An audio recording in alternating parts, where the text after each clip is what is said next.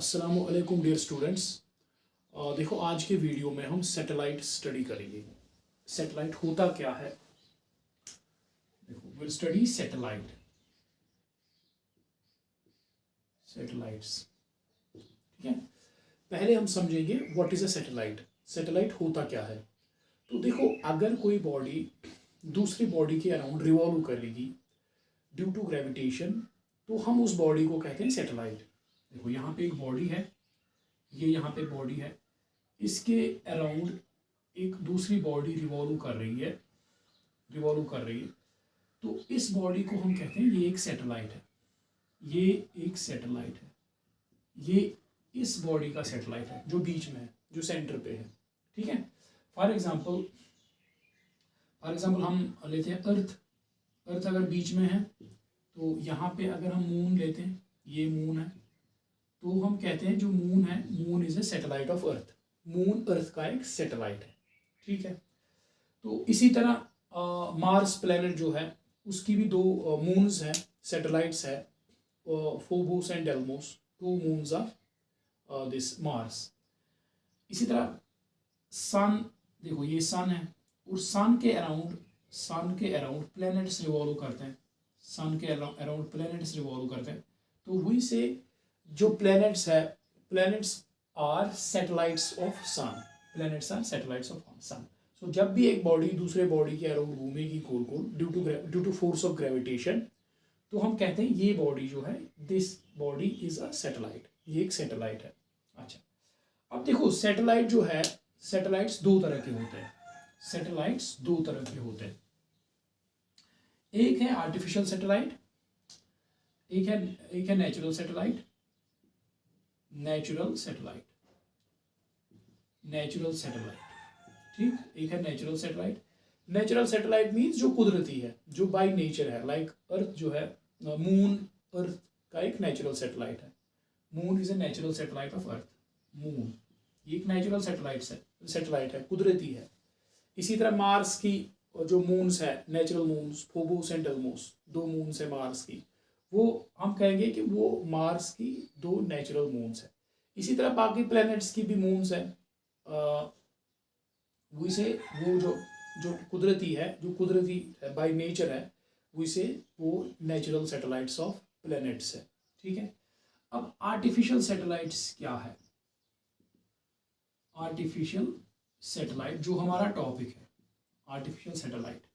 अब artificial satellite क्या है? देखो, आर्टिफिशियल सैटेलाइट्स वो मशीन्स है जो इंसान लॉन्च करता है, लाइक ये अर्थ है, ये अर्थ है। अब साइंटिस्ट्स ने क्या किया, साइंटिस्ट्स ने कुछ मशीन्स को, ऐसे ये एक मशीन है, इस मशीन को लॉन्च करके इसको घुमाया अर्थ के अराउंड। ये मशीन जो है अर्थ के अराउंड ऐसे गोल गोल घूम रही है, तो हम कहेंगे ये जो मशीन है ये एक आर्टिफिशियल सैटेलाइट है अर्थ का। This is an artificial satellite of earth, artificial satellite of earth. Artificial क्यों? क्योंकि इसको हमने ही लॉन्च किया, कुदरती नहीं है। So it is an artificial satellite. So earth के अराउंड ऐसे गोल गोल घूमेगा, तो हम कहेंगे कि ये एक आर्टिफिशियल सैटेलाइट है। नाउ आर्टिफिशियल सैटेलाइट्स के डिफरेंट पर्पसेस होते हैं, लाइक टीवी रेडियो ट्रांसमिशन के लिए इस्तेमाल किए जाते हैं, वेदर फोरकास्टिंग के लिए इस्तेमाल किए जाते हैं, डिफरेंट पर्पसेस। सो हमने देखा सैटेलाइट वो बॉडी है जो दूसरे बॉडी के अराउंड ऐसे गोल गोल घूमेगी। सैटेलाइट्स के दो टाइप्स हैं, natural satellite and artificial satellite. Natural satellite वो सैटेलाइट्स होते हैं जो कुदरती है, जो बाय नेचर होते हैं। आर्टिफिशियल सैटेलाइट साइंटिस्ट्स लॉन्च करते हैं फॉर डिफरेंट पर्पसेस। तो जब आर्टिफिशियल सैटेलाइट लॉन्च किया जाता है, तो आर्टिफिशियल सैटेलाइट ऐसे अर्थ के अराउंड ऐसे गोल गोल घूमता है और अपना जो उसका जो पर्पस है वो पूरा करता है। नाउ हम देखेंगे जो आर्टिफिशियल सैटेलाइट है, इसका प्रिंसिपल ऑफ लॉन्चिंग क्या है, कैसे इसको लॉन्च किया जाता है। लाइक यहाँ अर्थ पे, हम अर्थ पे, तो कैसे इस जो आर्टिफिशियल सैटेलाइट है इसको कैसे लॉन्च किया जाता है, कैसे ये इस ऑर्बिट में गोल गोल घूमता है। तो ये चीज़ें हमें देखनी है। अब देखो पहले हम देखेंगे principle of launching A satellite. Principle of launching A satellite, launching A satellite. Satellite. एक सैटेलाइट लॉन्च कैसे किया जाता है, देखो हमें इसमें टेक्निकल डिटेल्स में नहीं जाना है, सैटेलाइट कैसे कैसे भेजा जाता है, तो बस हम इसका कॉन्सेप्ट समझेंगे, कैसे इसको लॉन्च किया जाता है, इसका कॉन्सेप्ट हम समझेंगे। देखो इमेजिन, सपोज ये अर्थ है, सपोज ये अर्थ है,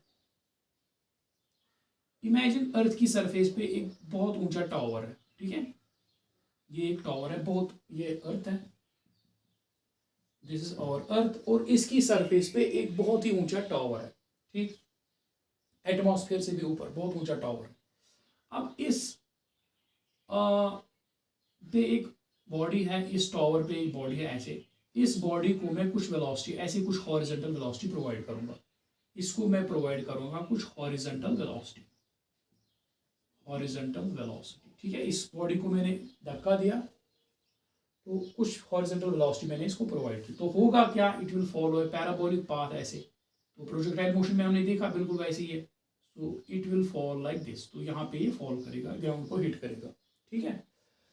अब सपोज मैंने हॉरिजॉन्टल वेलोसिटी बढ़ाई, अब मैंने इसको हॉरिजॉन्टल वेलोसिटी बहुत ज़्यादा दी, पहले से ज़्यादा, तो होगा क्या, ये बॉडी थोड़ा आगे जाके फॉल करेगी, थोड़ा आगे जाके फॉल करेगी। अब मैंने हॉरिजॉन्टल वेलोसिटी और बढ़ाई, पहले जो मैं इसको वेलोसिटी दे रहा हूँ, ज़्यादा वेलोसिटी से मैं इसको फेंक रहा हूँ, तो ये बॉडी जो है ये मे बी यहाँ पे स्ट्राइक, ये यहाँ पे हिट करेगी। नाउ अब अगर मैं हॉरिजॉन्टल वेलोसिटी और बढ़ाऊंगा, अब अगर मैं हॉरिजॉन्टल वेलोसिटी और बढ़ाऊंगा तो होगा क्या, ये ऑब्जेक्ट जो है, ये ऑब्जेक्ट जो है ये यहाँ पे फॉल तो नहीं कर सकता, क्योंकि अर्थ, इसको अर्थ ही नहीं मिल रही है जिसपे ये फॉल करता, क्योंकि अर्थ भी ऐसे कर्व कर्व कर रही है, कर्व कर रही है, तो व्हाट विल हैपन, क्योंकि इसको नीचे गिरने के लिए जगह ही नहीं मिलेगी, देखो इसको मैंने हॉरिजॉन्टल वेलोसिटी दी, ये यहाँ पे गिरा, इसको मैंने हॉरिजॉन्टल वेलोसिटी दी, ये यहाँ पे गिरा, फिर मैंने हॉरिजॉन्टल वेलोसिटी बढ़ाई, ये यहाँ पे गिरा। अब जब मैंने हॉरिजॉन्टल वेलोसिटी बढ़ाई तो ये जो ऑब्जेक्ट है, ये जो ऑब्जेक्ट है, इसको फॉल करने के लिए नीचे अर्थ ही नहीं मिलेगी, सरफेस ही नहीं मिलेगी, क्योंकि सरफेस भी कर्व हो रही है, तो होगा क्या, ये ऑब्जेक्ट जो है it will move around the earth, it will move around the earth and become a satellite, ये अर्थ के अराउंड ऐसे गोल गोल घूमेगी, ये अर्थ के अराउंड ऐसे गोल गोल घूमेगी and it will become a satellite, it becomes a satellite, it becomes a satellite, it becomes a satellite. तो satellite क्या है, actually satellite is a freely falling body, ये जो है, ये जो बॉडी है, it will always B this satellite, it will always be in a state of free fall under gravity in an attempt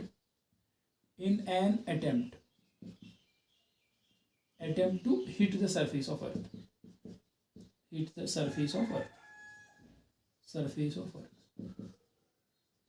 तो सैटेलाइट जो है, ये जो सैटेलाइट है जो ऐसे गोल गोल घूम रहा है अर्थ के around, it will always be in A state of free fall, ये फ्री फॉल की कंडीशन में होगा, हमेशा ये फ्री फॉल की कंडीशन में होगा, because it wants to fall to the surface of earth, ये हमेशा ये फ्री फॉल की कंडीशन में होगा under gravity in an attempt, किस अटेम्प्ट में, ये अर्थ पे आना चाहता है, it will always be under a state of free fall, it will always be under state of free fall, ठीक है, क्योंकि ये अर्थ को हिट ही नहीं करेगा, तो हमेशा फ्री फॉलिंग स्टेट में रहेगा। तो ये है इसका principle of launching A satellite जो बेसिक कॉन्सेप्ट है इसका, कैसे हम सैटेलाइट को लॉन्च करते हैं, ठीक है। अच्छा, तो अब देखो, अब इसमें हमें पढ़ना क्या है, हमें पढ़ना है ऑर्बिटल स्पीड, ऑर्बिटल स्पीड, देखो ऑर्बिटल स्पीड हम पढ़ेंगे यहाँ पे, ऑर्बिटल स्पीड, ऑर्बिटल, थोड़ा ऊपर लिखता हूँ फिर हमें जगह कम पड़ रह जाती है नीचे, ऑर्बिटल स्पीड, ऑर्बिटल स्पीड, देखो ऑर्बिटल स्पीड है क्या, what is orbital speed. Now देखो, सपोज ये अर्थ है, ये अर्थ है, ठीक, जो इस पे जो सैटेलाइट्स है अर्थ के अराउंड, जो सैटेलाइट्स है, जो आर्टिफिशियल सैटेलाइट्स है, उनकी जो पाथ है वो सर्कुलर भी हो सकती है, ये आपको याद रखना है। जो सैटेलाइट्स की पाथ है वो सर्कुलर भी हो सकती है और इलिप्टिकल भी हो सकती है। कुछ सैटेलाइट्स ऐसे हैं जिनकी पाथ होती है सर्कुलर, कुछ सैटेलाइट्स ऐसे होते हैं जिनकी पाथ सर्कुलर होती है, ठीक है। और कुछ सैटेलाइट्स ऐसे भी होते हैं जिनकी पाथ इलिप्टिकल होती है। इलिप्टिकल देखो, सैटेलाइट, कुछ सैटेलाइट्स ऐसे हैं जिनकी पाथ इलिप्टिकल है, कुछ सैटेलाइट्स ऐसे भी हैं जिनकी पाथ सर्कुलर है। देखो ये सर्कुलर पाथ है, ये है सर्कुलर पाथ, सर्कुलर पाथ। तो ये है इलिप्टिकल पाथ, इलिप्टिकल पाथ, ठीक है। तो सैटेलाइट्स की पाथ इलिप्टिकल भी हो सकती है और सर्कुलर भी हो सकती है, ठीक है।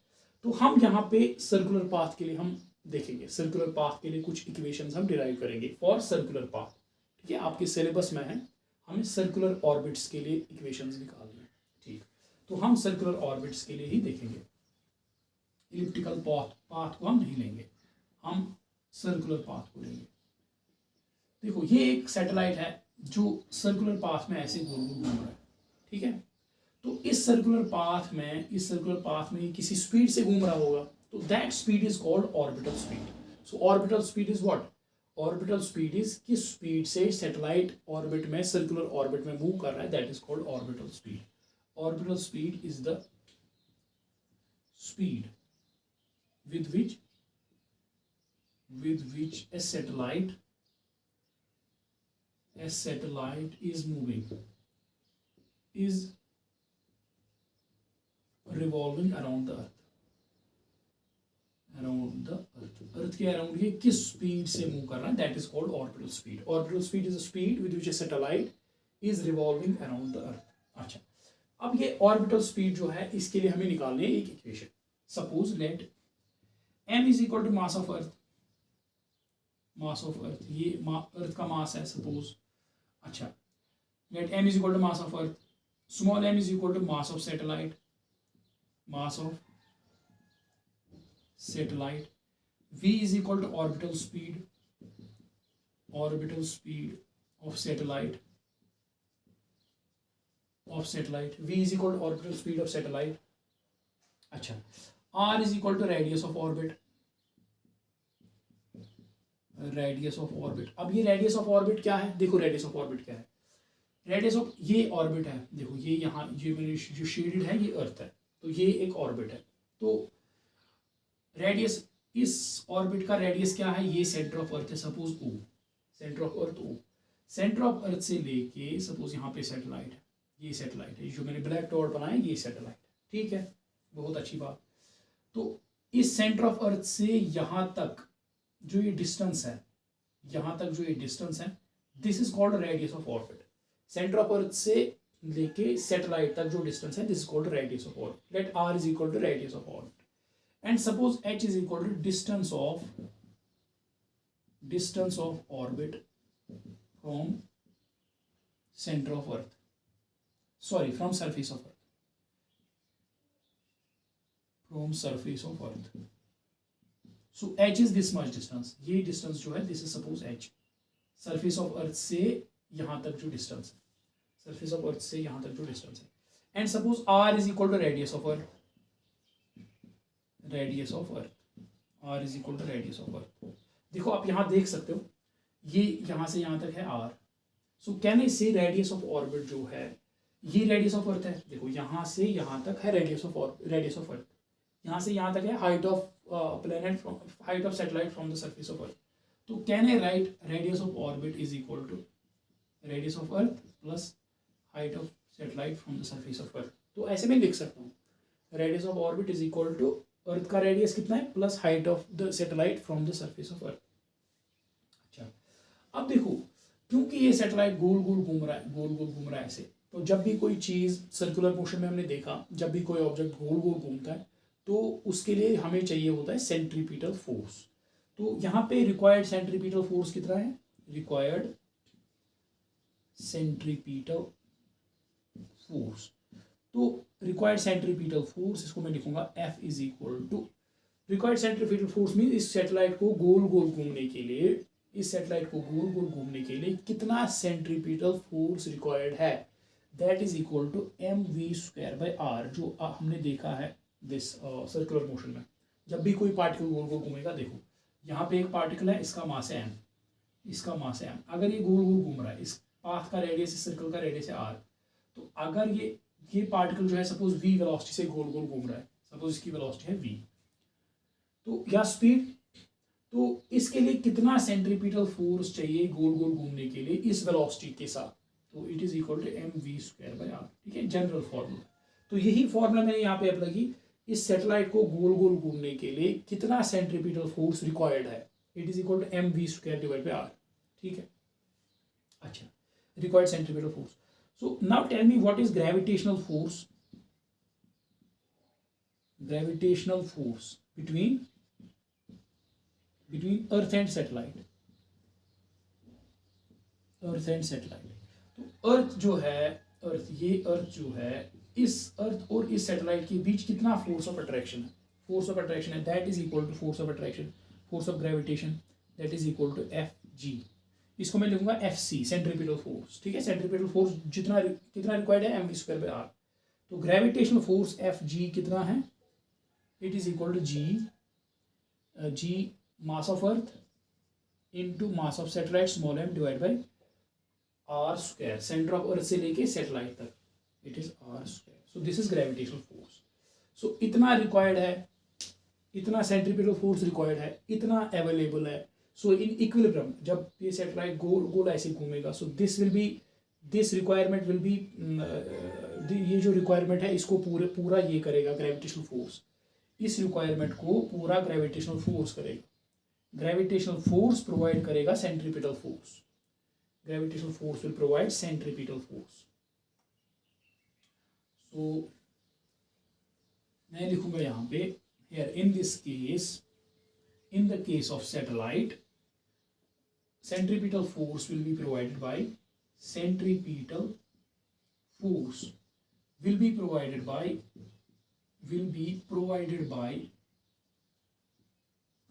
gravitational force, gravitational force. तो ग्रेविटेशनल फोर्स ही सेंट्रीपिटल फोर्स को प्रोवाइड करेगा। सो मैं लिख सकता हूँ F C will be equal to F G, gravitational force, और I can write mv² divide by r is equal to g capital M small m divide by r²। ठीक है, तो F C is equal to mv²/r, F G is equal to g mm divide by r²। तो simple है, mv²/r, it is mv²/r, mv², बस हो गया।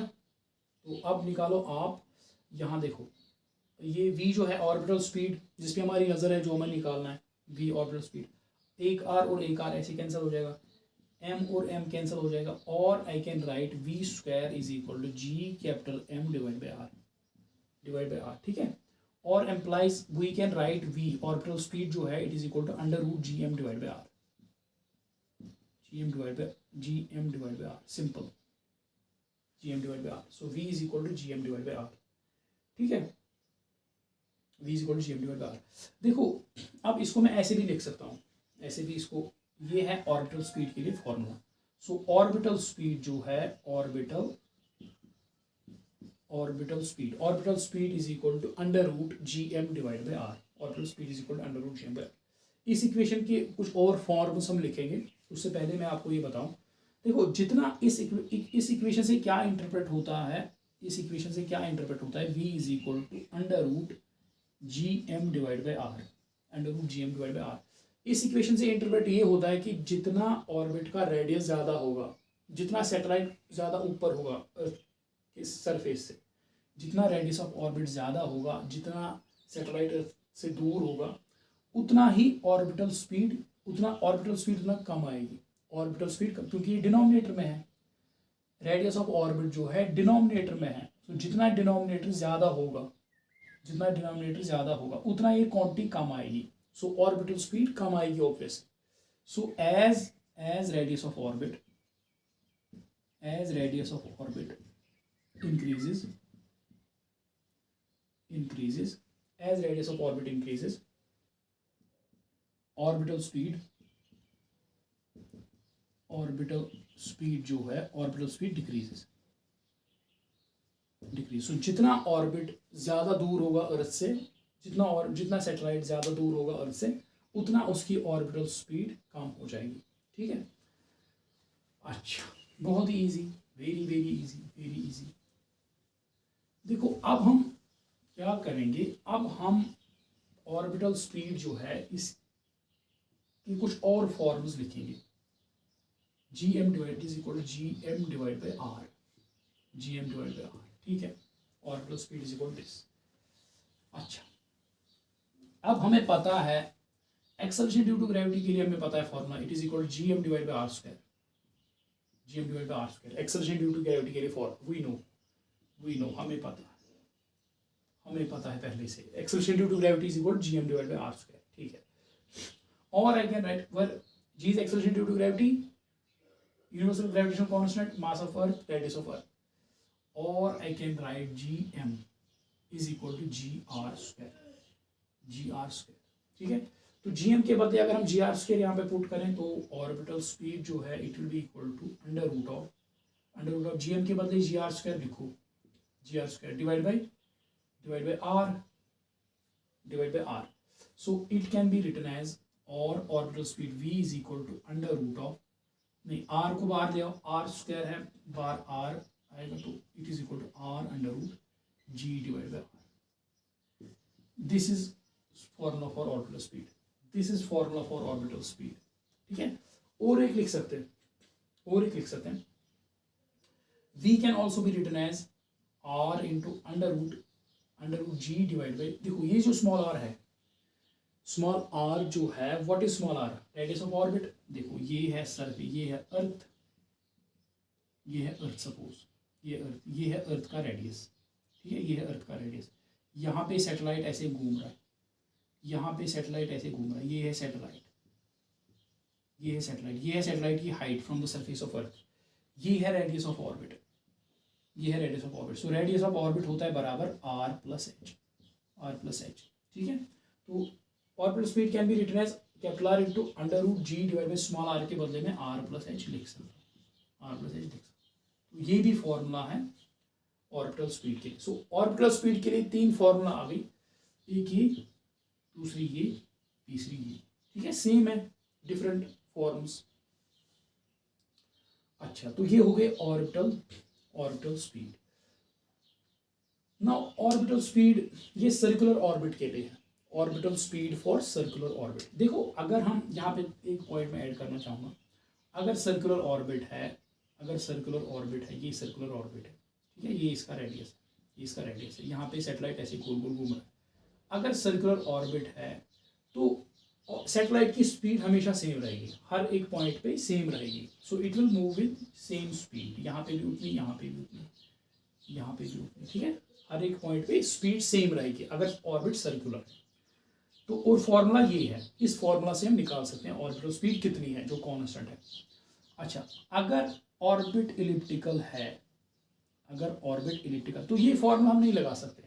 अगर orbit elliptical है, सैटेलाइट की ऑर्बिट इलिप्टिकल है, तो ये इसके दो, दिस इज फोकस 1, आपको पता है कि, और ये क्या है, इलिप्टिकल ऑर्बिट क्या होती है, दिस इज फोकस 2। ठीक है, एक फोकस पे होगी अर्थ, है और सैटेलाइट ऐसे घूम रहा है,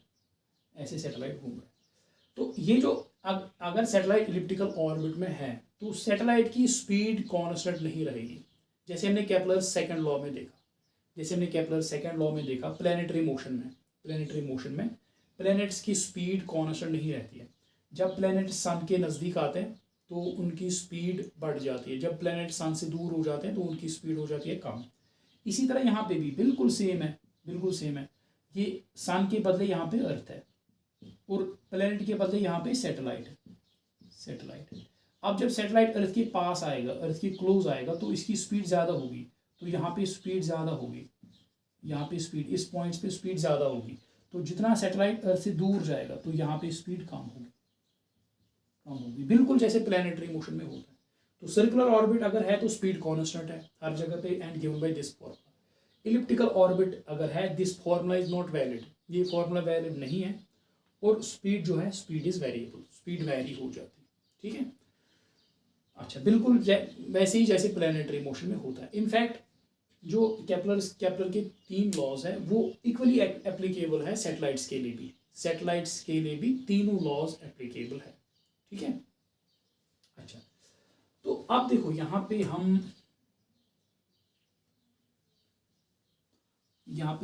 अगर देखो, अब ये फॉर्मूला है, हम सर्कुलर ऑर्बिट्स को स्टडी कर सर्कुलर ऑर्बिट्स को लेके हमने ये डेरिवेशन की है। तो अगर देखो if satellite is if the orbit if the satellite is revolving very close to earth,